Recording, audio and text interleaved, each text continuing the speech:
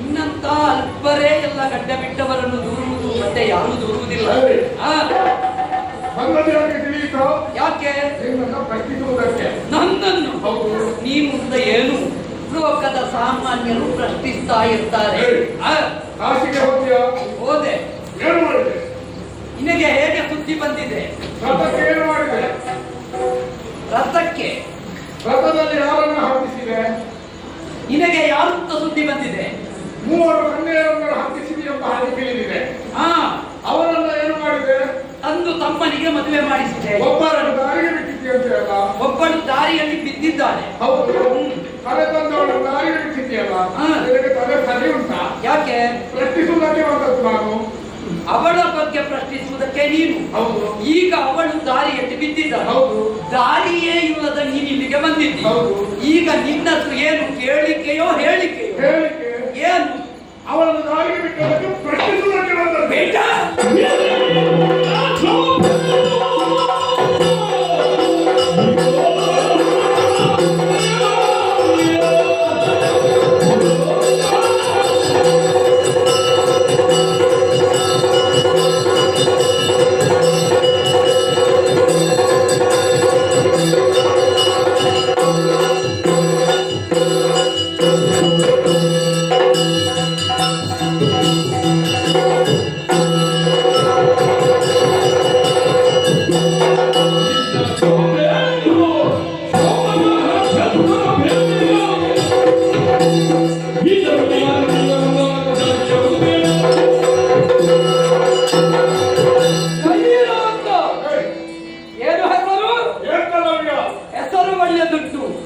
ವ್ಯವಹಾರ ಸರಿ ಇಲ್ಲ ಅಷ್ಟೇ.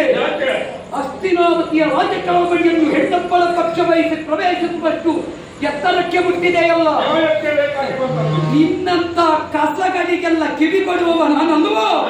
ಇವ ಭೀಷ್ಮ ಏನು ಆರ್ಯಾವರ್ತದ ಚಕ್ರವರ್ತಿ ಪೀಠದ ಪ್ರತಿನಿಧಿಯಾಗಿ ಪ್ರಭುಶಕ್ತಿಯನ್ನೇ ಸಂರಕ್ಷಿಸುವುದಕ್ಕೆ ಹೊರಟವರಿಗೆ ಭೀಷ್ಮ ಅಂತ ಹೆಸರು. ನಿನ್ನಂತಹ ಶುನಕಗಳು 1000 ಬಗೆರ್ತವೆ. ಅದಕ್ಕೆಲ್ಲ ಕಿವಿ ಕೊಡುವುದಕ್ಕಿರುವವಲ್ಲ. ನನ್ನನ್ನು ಪ್ರಶ್ನಿಸುವುದಕ್ಕೆ ನೀನು ಶೌನಕನೋ ಅಲ್ಲ, ಪುರಾಣಿಕನೋ ಅಲ್ಲ, ಬೃಹಸ್ಪತಿಯೋ ಯಾಜ್ಞವಲ್ಕ್ಯನೋ ವಸಿಷ್ಠನೋ? ಆ ದಿಕ್ಕ ಪ್ರಸಂಗಿ, ನಿನ್ನ ಮುಖ ಎಲ್ಲಿ ಮುಸುಡು ಎಲ್ಲಿಂದ ನಿನಗೆ ಗೊತ್ತಿಲ್ಲ. ಹಂದಿ ಜಿಂಕೆ ಹಸಿ ಮಾಂಸ ತಿನ್ನುವ ಪ್ರಾಣಿ ಮರ್ಯಾದೆಯಿಂದ ಹಿಂದೆ ಹೋಗುತ್ತೀಯೋ ಅಲ್ಲ ಅವಳ ಜೊತೆಯಲ್ಲಿ ನಿನ್ನನ್ನು ಗಂಟು ಕಟ್ಟಿ ಕಳುಹಿಸಬೇಕು. ನ್ಯಾಯ ಕೊಡ್ಲಿಕ್ಕಾಗದವು ಮಾತಾಡ್ತೇವೆ.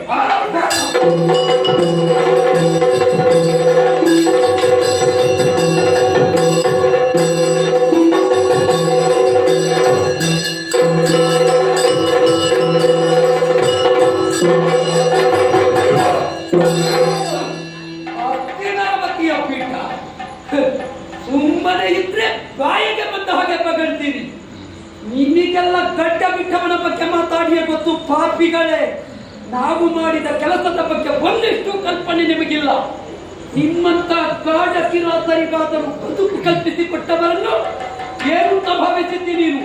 ಆ ದಿಕ್ಕ ಪ್ರಸಂಗಿ ಅಲೆ ಸಾಲೆ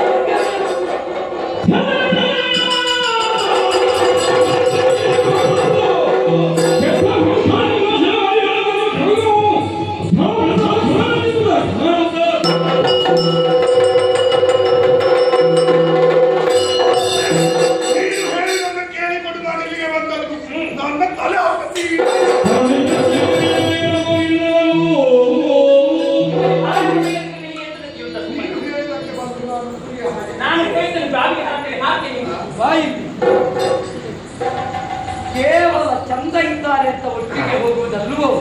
ಹೆಣ್ಣು ಮಕ್ಕಳ ಮುಖ ನೋಡಿ ಹೋಗುವುದಲ್ಲ, ಅವರ ಪರಿಪೂರ್ಣ ವಿಷಯ ಗೊತ್ತಾದ ಮೇಲೆ ಹೋಗಬೇಕು.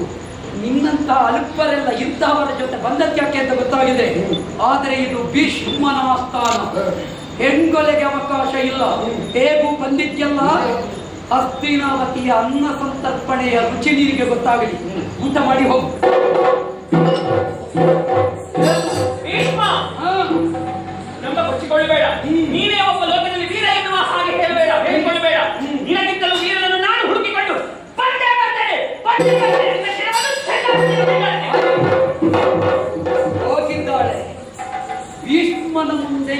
ಪ್ರತಿಜ್ಞೆ ಪ್ರತೀಕ್ಷೆಯಲ್ಲಿ